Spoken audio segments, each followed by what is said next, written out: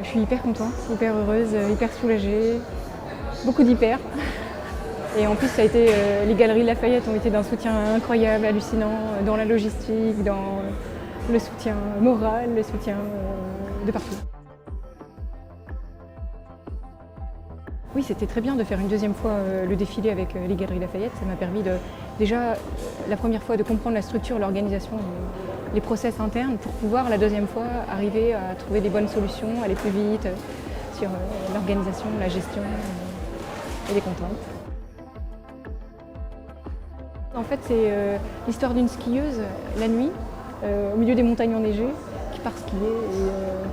Et donc j'ai retravaillé comme ça avec des jacquards tissés de neige, de paysages enneigés.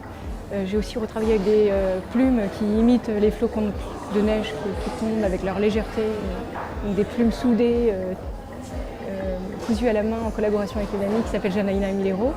On a aussi travaillé sur une ambiance feu de bois, cheminée, refuge, parce qu'il y a cette dualité entre l'intérieur et l'extérieur.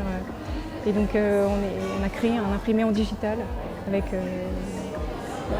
une explosion de couleurs pop évoquant le bois en train de brûler.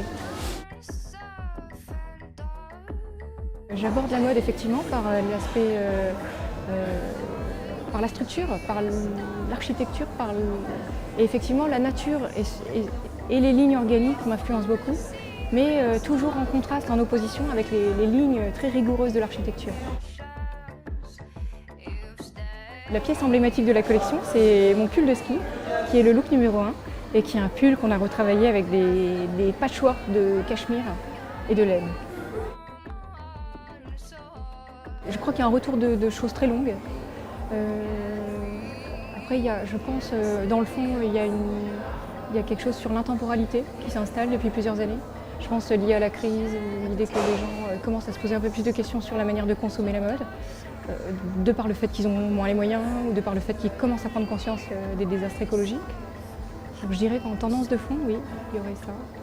Après, en tendance superficielle, je crois qu'il y a du bleu électrique qui arrive d'un peu partout, et beaucoup de blanc, comme on a vu dans les vitrines des Galeries Lafayette.